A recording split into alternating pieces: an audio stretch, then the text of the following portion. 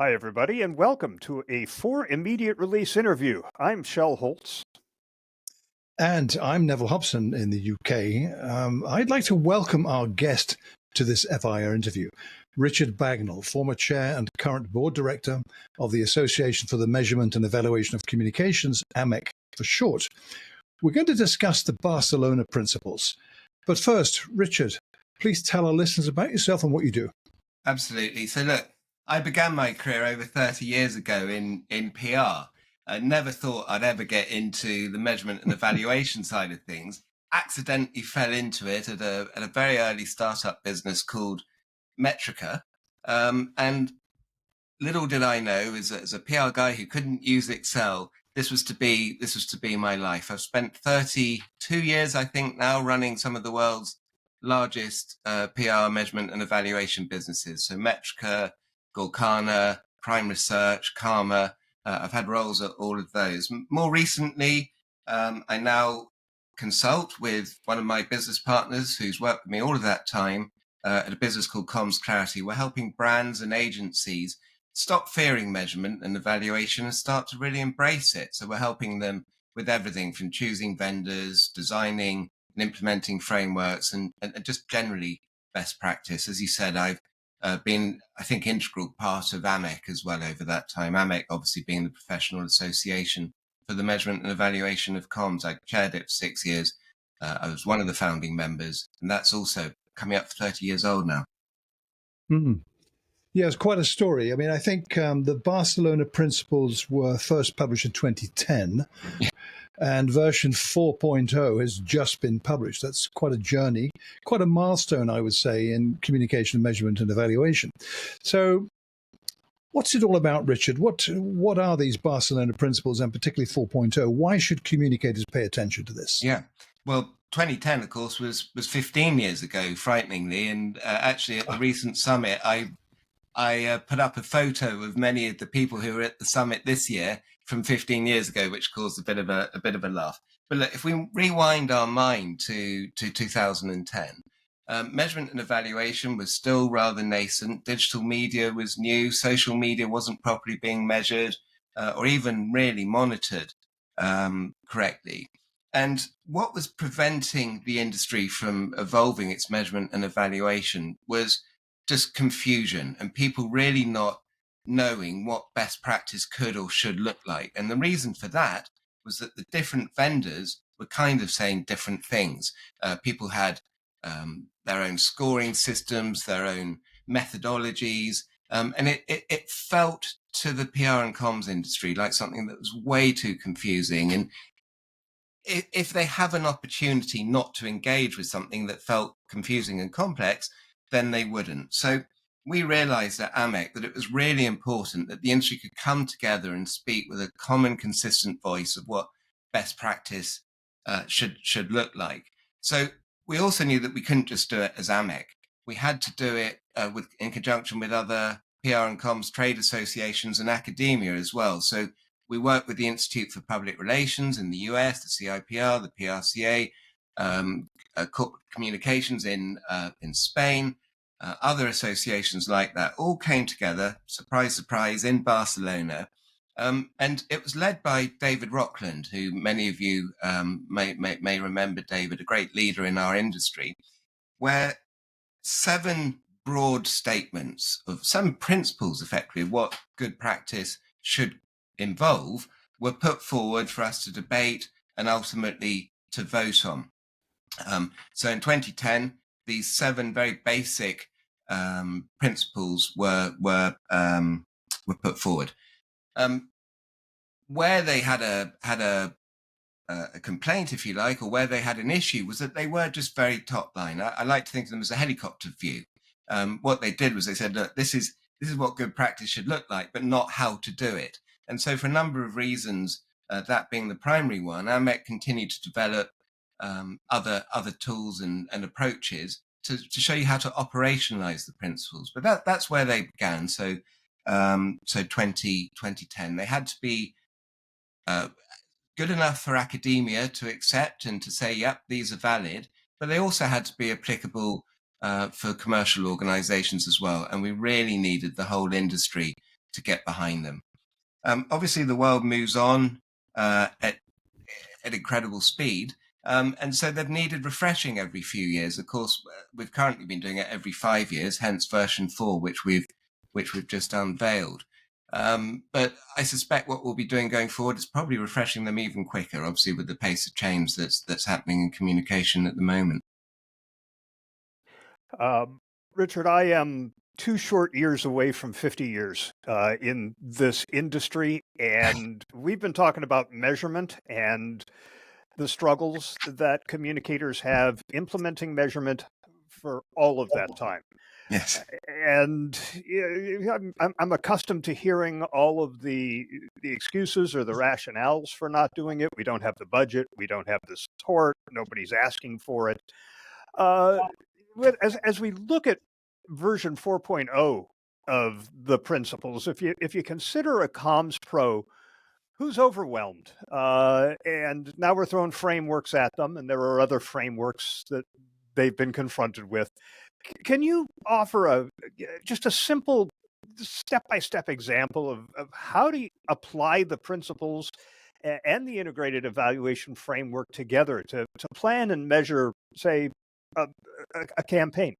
Yeah, no, great point. And actually, in version 4, what we've done is we've made it much easier for people to see how the principles align to the AMEC framework. So there's a new graphic, it's color-coded, the principles have been reordered, and there's an ebook available on AMEC's website where it provides a load of information on what to do, how to do it, and what not to do. So all of that support is now being put into place. The AMEC framework begins with organizational objectives. And you'd be amazed over my career, the amount of communications professionals I've spoken to in different countries and different vertical sectors who, when you say, what does your organization achieve to do? They either have disparate views or they're not really sure. But if we don't know what it is that our organization is trying to achieve, its organizational objective, how on earth can we do any meaningful work or measure it in a meaningful way? So the framework begins with understanding the organizational objectives and aligning our communications objectives against that. And principle 1 is all about that. It starts with clear, measurable objectives. Let's make sure we get that piece of the pie absolutely straight. So that sits very neatly now straight into the framework. The next 2 principles are more around the importance of planning and understanding our audiences. And I think when we look at the world today, where it's so polarized and divided, really understanding that we don't just have one audience that we're communicating to, but that we have multiple audiences, multiple stakeholder groups who we need to communicate to, and importantly, listen back from. It's not obviously no longer top-down, one-way communication. The importance of listening is emphasized and is greater than ever. So principle 2 is about defining and understanding the stakeholder audience. And principle 3 is about understanding, once we know what these people think and feel and who they're influenced by, what are the different channels that are beyond just earned media, obviously including paid, but all the different channels and owned, all the different channels that we can go to affect these people, realizing that our own employees, of course, are key stakeholders. And so looking at the email and how that's been received. So in terms, Shell, of your question about an actual campaign, you might be saying to yourself, well, look, I need to reach men in a certain age group, 18 to 25, in New York City. I want to reach them. I can do it through digital channels. I've got, I know that, 20% of them are currently aware of us. I want to drive that awareness from 20% to 30%. I want to do it within a time period. And I want to do that because I'm looking to drive an actual objective and organizational outcome. And that might be getting them to engage in a website or downloading some information that we're trying to send out. So those, what you'll recognize what I've just talked about, are smart objectives, specific, measurable, achievable, realistic, and time-bound, and making sure that those objectives are that. I think what's really interesting about the principles is of the 7, only one of them sits within the blue zone. When the listeners take a look at the framework and the principles, you'll see the blue zone is all about measurement. So everything else is about really stressing the importance of the work up front, the planning and the research and the understanding and the listening to our key stakeholders. Then we implement when we're properly informed. We continue to listen, we iterate, and then we measure. And principle 4 is about how to measure. So one of the big challenges is that people frequently make substitution error. So they confuse measuring an output, which is the tangible stuff that we do. That could be the content we generate, whether it's, in the old world of print media, or it's broadcast clips or social media, whatever it might be. With outtakes, which is the behavioral shifts that our audience has had, and outcomes, which is what's actually happened for our organization that matters. And you can't say, well, I have reached 20 million people and substitute that as an outcome. That is not an outcome. That's you put some coverage out there that these people may have seen, but what the outcomes, of course, is going to need more than that. So we need to measure beyond just output to the outtakes and the outcomes, and doing proper research. Principle 5 is is all about advertising value equivalence in the old iterations, but we've moved it now to talk about just invalid metrics as a whole. So the Barcelona Principles in 2010 were probably best known because that was the first time the industry came together and said, you know what, AVEs is an invalid metric. At that time, we had 80% research showed of global programs had an AVE as a constituent part of it. That number's come crashing down now. It's a metric that still doesn't quite die. Perhaps we can dig into that a bit later, but it's come significantly down. But one of the things that was really clear from our global audience at AMEC was that people were like, well, okay, if we're not going to do AVEs, what should we do? So how do we measure in a meaningful way? So there's more support and advice and help on there. And again, of course, that fits into the evaluation framework. And then Principle 7 had a really big emphasis shift, which is about the importance these days of ethical of our ethical behavior and taking proper governance. I think governance is about how we personally act, and ethics is about what the organization has. With this world of exploding content and AI and always on real time information coming at us, it's very tempting just to outsource our thinking to tools and platforms and just trust in the information that we're getting and to report information that's perhaps been AI generated. I was listening to you guys on the pod, I think last week or earlier this week, talking about Mary Meeker's State of AI report, and Neville, you'd pulled together an 18-page PDF, but you checked the information. You'd used AI to help you source it, but you checked the information and you found that it had made, some errors, some hallucinations perhaps in that data. So the importance that we all take responsibility for the information, the quality of the data, the quality of the way it's been coded, and the way we're reporting it within our business has become ever more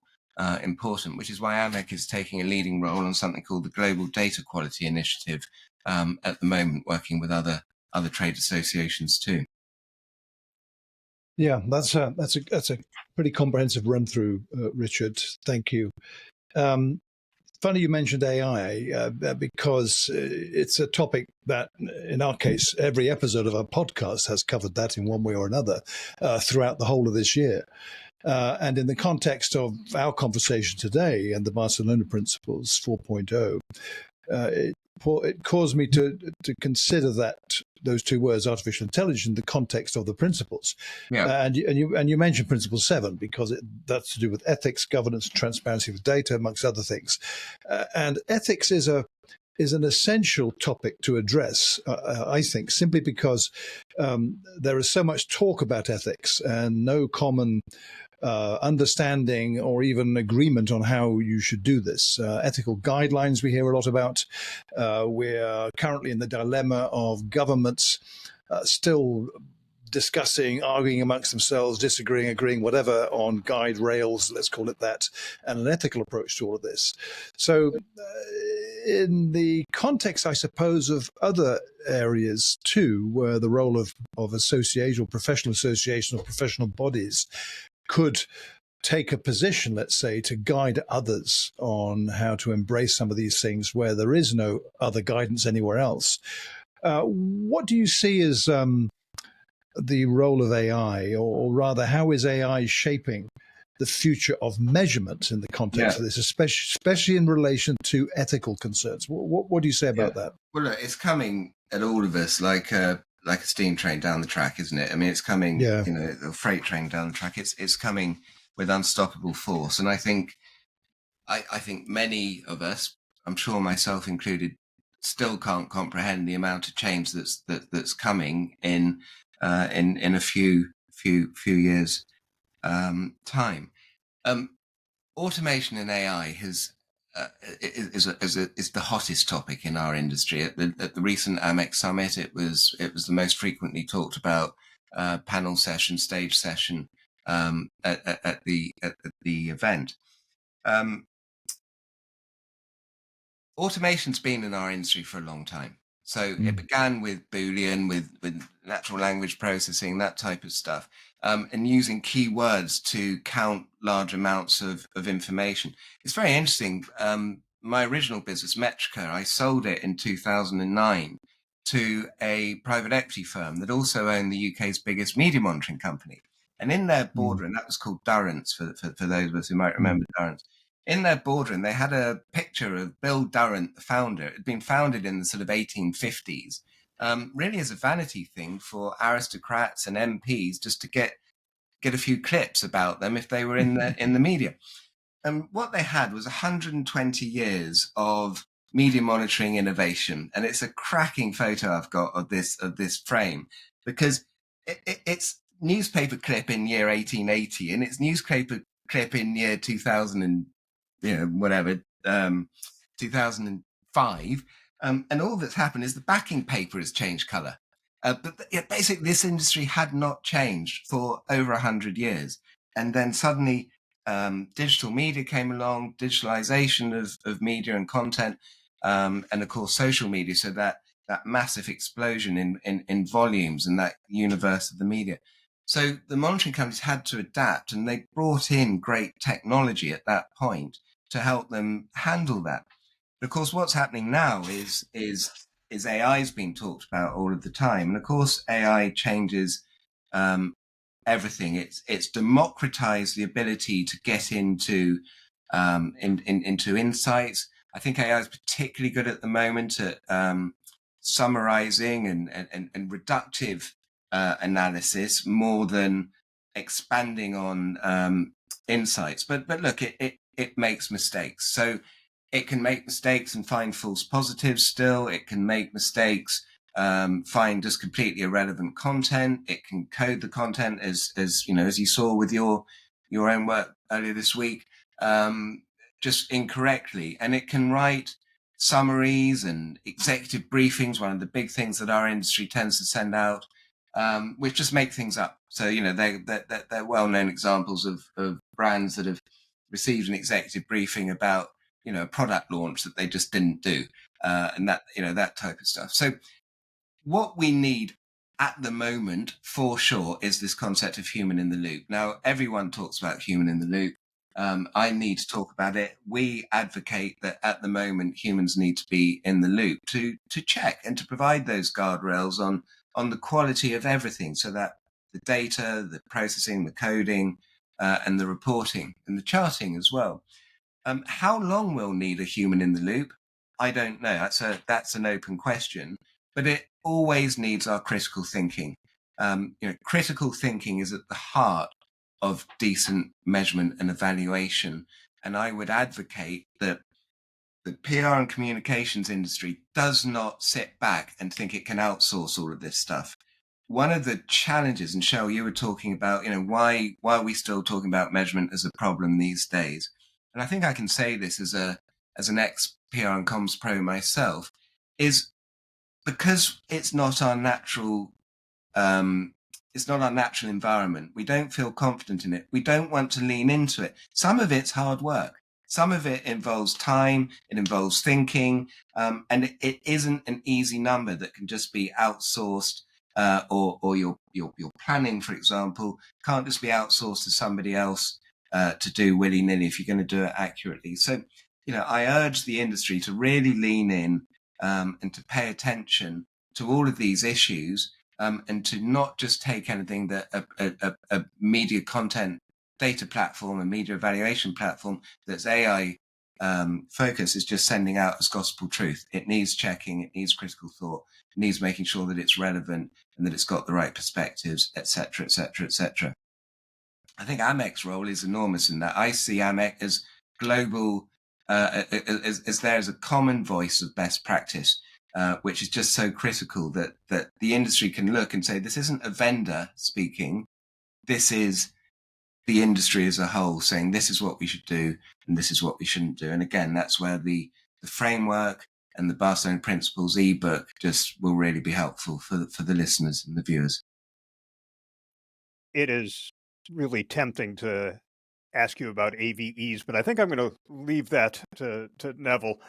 Let's talk about Principle 2, which puts this new emphasis on defining and understanding stakeholder audiences, which, like a lot of other principles of communication in general, is nothing new. I mean, audience analysis and audience personas have been part of the practice of communication as long as I've been in it. And I think that there are a lot of communicators who would say that this has always been a critical part of measurement, assessing the audience, maybe through surveys or focus groups or what have you. But can you share maybe a real world example of an organization that has used measurement to listen to its audiences and adapt its comms strategy as a result, as it applies to the approach that you're taking with this principle? Yeah. So first of all, I think you're absolutely right. Second of all, I think you're very much right in some of the more evolved markets like the US, like perhaps Europe. A lot of the global PR and comms community in other regions and in emerging regions are not doing what you just said. So they will just stop at output. So I always feel that it's important that we understand that not everyone is doing necessarily what we perhaps take for granted. So this point about proper organizational listening to our audiences is really important. We came up, by the way, with the term stakeholder audiences because of a disagreement between the academic community, which wanted us to call audiences stakeholders, because this is apparently the new term that, or the term that academics like to use, and audiences, which communicators understand what that is. Very interestingly, I've had two pieces of feedback since. One from somebody saying stakeholder is an offensive term in Canada, which I wasn't even aware of. Maybe it resonates with you guys, but I think it relates back to the indigenous people, and when the first settlers came and took some land and they put stakes in the ground to mark out their land. So it just sort of shows how you have to be careful. And somebody else said, well, we've got a word in public relations already for what you're talking about. It's called publics. So what was very clear is that no one quite can agree on the term, but we're trying to keep everyone together. So that's why we use stakeholder audiences. So Cheryl, to your specific point, I can give you a good example with the UK government and Brexit. So the UK government was going to do a referendum on this question, this massive question: should the UK leave the European Union? And to inform itself, it was running a number of different opinion polls. Now, it was paying for them and it was running his opinion polls against 200 people on a regular basis and paying for them. So what kind of quality of audience response will you get that's representative of the UK population if you just do that? You're not going to get all-inclusive representation. You're going to get a biased sample size, but biased perspective. And of course, that's what they had, because what it has subsequently turned out, and some fascinating work that Professor Jim McNamara was talking about at the recent AMEC summit. Jim does a lot of work with the UK government. I sit on the Cabinet Office's Evaluation Council, so I've seen it close hand. Jim was saying that the government was receiving loads of information, but not doing anything with it. So the audiences were conveying their views. And what was very clear was that the UK population, or large parts of them, were fed up with the elites. They were fed up with the Westminster Circle. They were fed up with immigration. And they were putting all these things together. And there was quite a vociferous distrust of the EU, which these paid-for polling wasn't reflecting. And so this organizational listening to the audience was not happening effectively. And Jim talked about multiple other ways where the government sits on huge amounts of data that it just does nothing with. It sits in the bottom of the digital filing cabinet, if you like. So citizen juries, public hearings, public submissions, open-ended comments on websites, letters, etc., etc. And to demonstrate this, he talked about some work he'd done for the Australian government as well, where he took, I think it was 75,000 of these different documents, which would have taken months to code in the old world, but he'd run it through some decent AI engines and pulled out a whole load of insights that are just sitting there, freely available for people to look at, that we just don't. So that's the emphasis, if you like, that we want to bring in. The UK government learnt its lesson. UK government communications, it's a body called GCS. It sits outside of politics.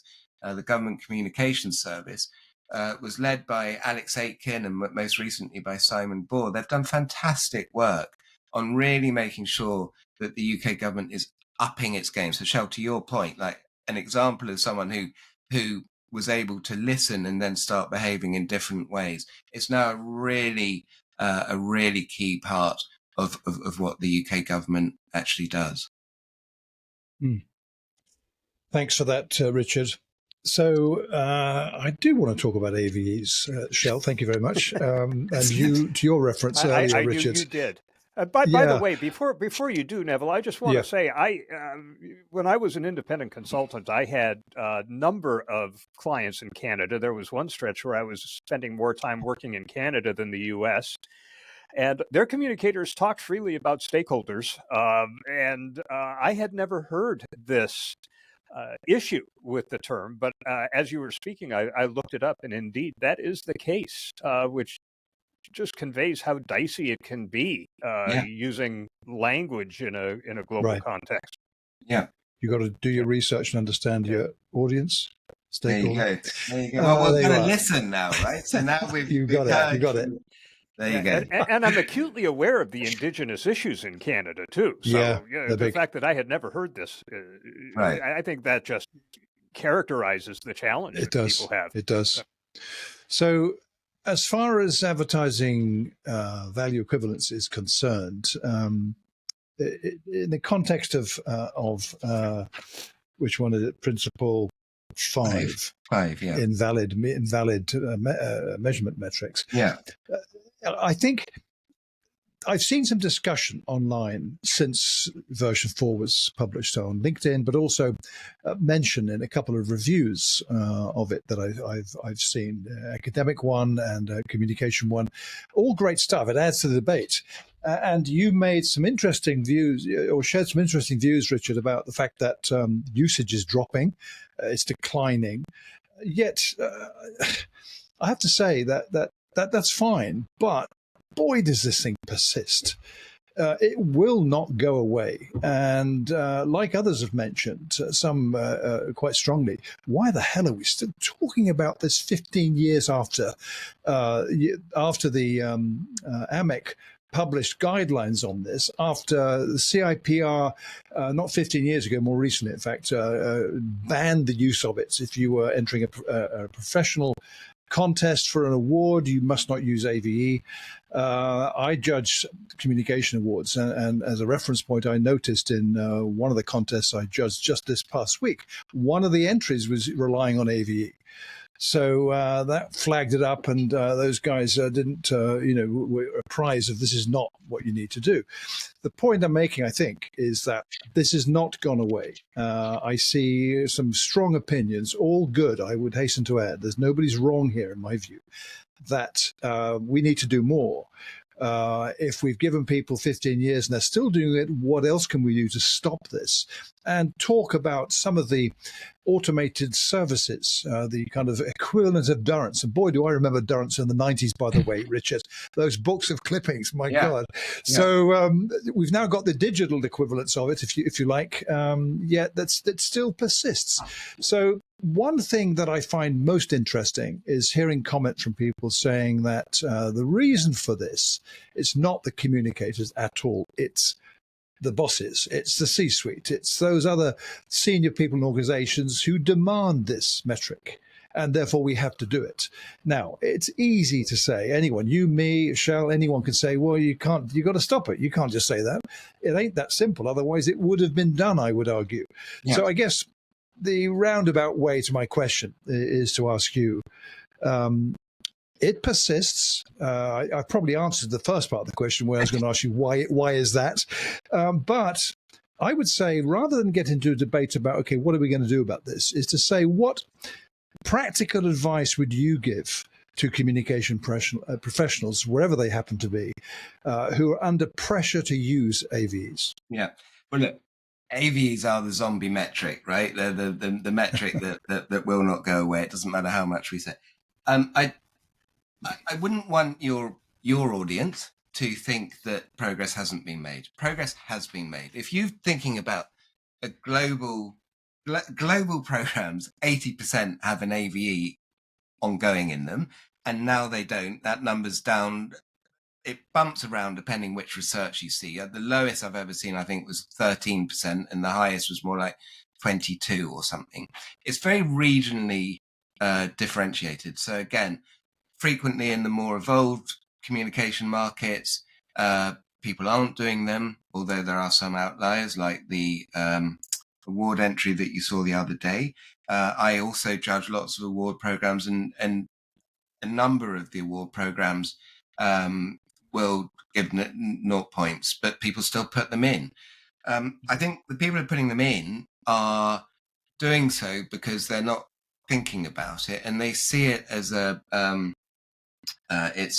it's what friend of this show, John O'Burke, and you guys, an AMEC CEO, calls a brothel metric. It's quick, easy, and cheap, and so it sounds good, right? It has a pound sign, a dollar sign, whatever currency sign in front of it, and it's always a big number, and it's always going to be more than the cost of our work.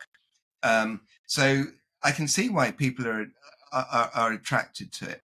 And also, frankly, the monitoring companies have had AVEs in their platforms for years. So the in-house teams have been providing this metric. And now we're asking them to say to their bosses, that financial number I was telling you was the value of the work we're doing. Well, actually, that was wrong. That's not true. And sorry about that. That number I've been reporting for the last 12 years. That's not true. So we get that it's difficult. So it's just like alcohol in America, right? Prohibition doesn't work. You can't ban it. If you ban it, it will just pop up underground. We've talked to AMEC about not having members in AMEC who ever have an AV anywhere in any of their reports. And they also, you probably saw this comment level online on what you're referring to. They all say, well, that would be commercial suicide. And what would happen is some entrepreneur would create avesforyou.com, and, you know, 50 pounds or $50 a go, and you'd be a millionaire before you knew it. So it's got to be an educational program to resolve this. And education, I absolutely reject that it hasn't worked. It has worked, and we have made progress.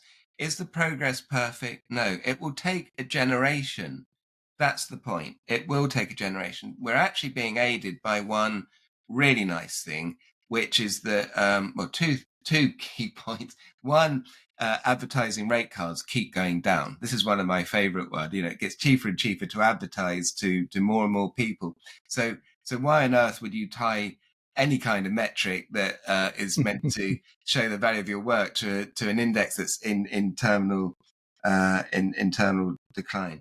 And the other one, of course, is that with digital social media, with generative AI content, the whole way that content's actually changing, well, you just can't advertise against loads of this stuff, so you can't have an AVE anyway. And I think that the communicators in the younger communicators, that perhaps the 35-year-olds, 40-year-olds, I'm plucking a number out of the air, and younger, they're more digital native than some of the older ones, and they know that this is a stupid metric, and they're looking at how track their clicks against outtakes and outcomes effectively. So they're looking at those more sensible metrics anyway. So AVE just seems like a completely alien metric to them. But look, AMEC has a policy on what to do, and that is about supporting clients who ask for them. So saying to them, if you ask for an AVE, this is an invalid metric. You shouldn't use it. You are exposing yourself to risk, because someday your boss will suddenly realize it's an invalid metric and will ask you, why the hell have you been giving me this thing that's been demonstrably proven to be flawed for so many years? So we recommend you don't use it. If you really insist on having it, you can have it, but we're going to give you some other valid metrics to go with it, and then to work with that client to educate and support them and to move them away. And I really believe that support approach rather than the prohibition approach is the right one. And to that online conversation, you know, it suggested that AMEC should run a global CEO campaign to get that. I think we all know that's never going to work. Most CEOs, frankly, whatever's said to you, most CEOs don't even know AVEs being measured in their sector. It's not the reason people provide them. People provide them because they don't have to, back to the point I was making earlier, they don't have to lean in and think about it. It's just a number, makes them look good, and it's quick, easy, and cheap. You published a definitive guide back in 2017. I was looking at it this morning. 22 reasons to say no to AVEs. I mean, why on earth isn't this being promoted everywhere? Because this is a highly visible, evidential piece that a communicator or a senior manager, whatever, doesn't have to think, hey, look, you've got 22 reasons why you shouldn't be using this. Yeah. Should this not be more visible and prominent? And maybe there's a call to action for communicators. Promote the hell out of this. Yep, I love that comment. So I'm looking forward to it being included in the show notes on this pod. But right. Actually, it's one of AMEC's most trafficked pieces of web content. So you know, a lot of people do know about it. Always need more to. I mean, I think the thing with AMEC as well is AMEC is largely, we have John Burke, who's our CEO. We have a couple of other members of the executive team, but it's a small association, and it relies on the work of its volunteer members who give their time to support this stuff. So any support and help and any opportunity we have to engage with wider audiences, we're always grateful to have them. So yeah, let's cool. Get out there and share that document widely too. Richard, I've always viewed AVEs as a great way to measure the effectiveness of a campaign at doing something it wasn't designed to do. But I love it. Be that as it may, it is still a quantitative metric. And Principle 4 of 4.0 of the Barcelona Principles says that both quantitative and qualitative analysis are required. Yeah. A lot of teams have come to terms with quantitative dashboards, which I find fascinating, given that so many people went into communications because they could make a living without having to do math. But what would you suggest are some cost-effective, accessible ways that a smaller budget-challenged team might start to incorporate some meaningful qualitative analysis that would help people understand the why behind their data? Yeah, well, I mean, that's hugely important. And there's a real risk, Shell, that with, what we're seeing in the industry is these platforms are getting cheaper and cheaper. They're making bigger and bigger promises. And of course, what they're doing is they're largely just counting the quant numbers. And meaningful measurement, exactly as you say, needs qualitative information as well. The good news there is that doing qualitative research is getting cheaper too, in the same way that you can use different technology to improve your quantitative work, you can do it for qualitative as well. So you guys probably aware of an old friend of mine, I'm sure a friend of yours from the Insta chat, called Mark Wiener, who sadly's passed away now, but ran Prime Research in the USA. Mark used to talk about begin simply, but simply begin. And I think this is a great way of thinking about this. You don't have to boil the ocean. You don't have to do the biggest research project that you can ever conceive that costs millions and millions of dollars. You can begin simply, but simply begin. We've got to understand more than just the stuff that we've put out. We've got to understand what's resonated, what hasn't. Why would we be communicating if we didn't do that? So how do we do that in cost-effective ways? Well, you could just do small surveys, frankly. You could do small surveys yourself. You can attend events and you can ask people. You can do emails. You can use tools like SurveyMonkey and all the multiple versions of that exist now. There are river surveys. There's all kinds of ways. And of course, there's the rise of the synthetic audience as well, which I think is interesting, at least to give you a quick and cheap broad brush on, if we were to communicate this message, what might this audience take and resonate? So I think there's lots of ways, probably for another podcast, but to look at all of the different ways that can be done cost effectively. But there's a variety. Yeah. I'm building GPTs Right. that are audience personas for our employees. Yeah. So I'll be able to take a finished piece of communication and say, how does this employee respond to this? Yeah. Yeah, I love it. And those GPTs, fantastic, aren't they? So, yeah. Cool. So we might have time, Richard. We like to ask this question in our interviews of our guest. So the question for you would be, is there a question we didn't ask you that you wish we had? Gosh, there is a question. Have you survived 32 years talking about measurement and evaluation when there hasn't been in perception much change? I mean, you guys may know someone who's very well known in the UK in the communications environment, a chap called Stephen Waddington or Wads. Wads and I go back a long way, and we were having lunch.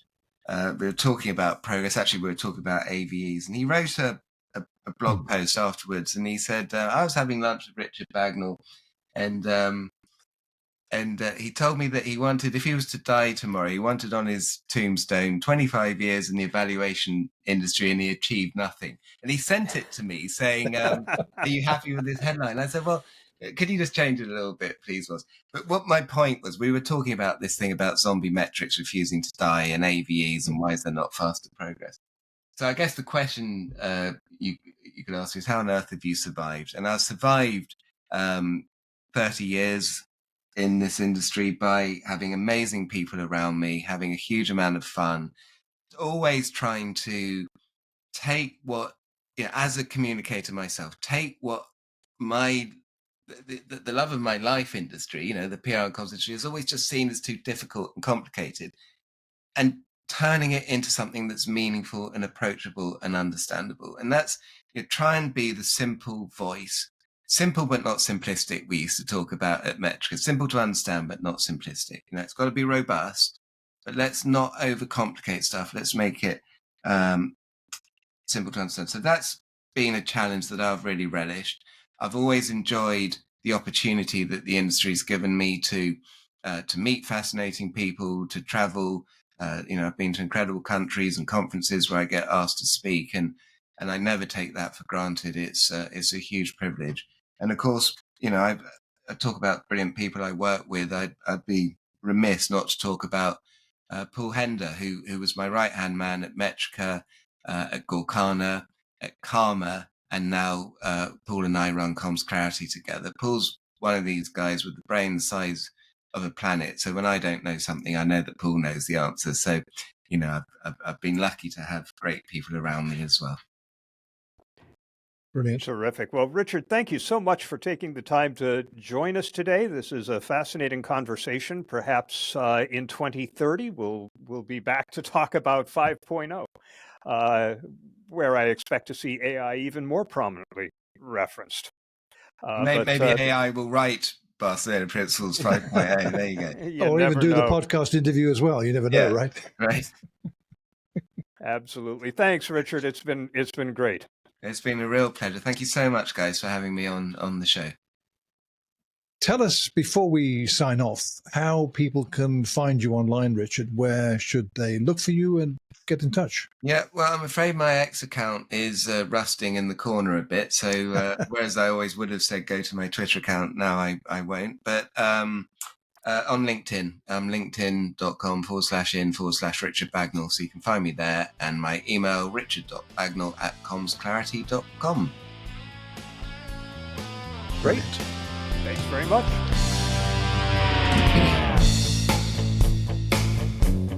You've been listening to an FIR Interview podcast. FIR Interviews are just one of the podcasts you'll find on the FIR Podcast Network, which is anchored by For Immediate Release, a monthly show hosted by Neville Hobson and Shell Holtz, with tech reports from Dan York. Neville and Shell also host short-form episodes during the working week. Visit us at firpodcastnetwork.com to find all the public relations and organizational communication podcasts available for listening and following.